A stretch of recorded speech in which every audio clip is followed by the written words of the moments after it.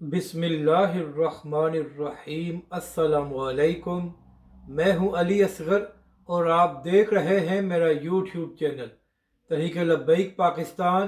اور علامہ سعد حسین رضوی پر الزام لگانے والا گرفتار۔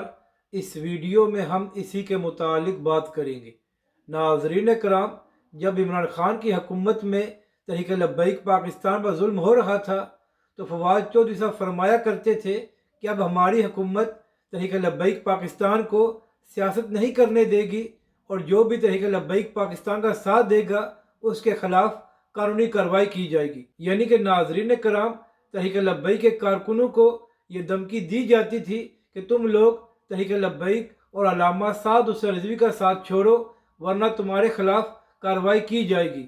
تو ناظرین کرام، تحریک لبیک پاکستان نے تو اپنا مشکل وقت دیکھ لیا اور عمران خان کی حکومت کا ظلم بھی برداشت کر لیا، مگر جو لوگ اس وقت تحریک لبیک پاکستان اور اس کے کارکنوں پر ظلم کر رہے تھے، آج کل انہی کو پولیس گرفتار کر رہی ہے۔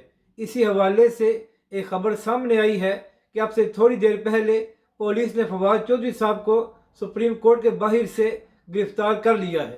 ناظرین کرام، معاملہ یہ ہے کہ پچھلے کئی گھنٹوں سے فواد چودھری صاحب سپریم کورٹ کے اندر موجود تھے تاکہ پولیس ان کو گرفتار نہ کر سکے۔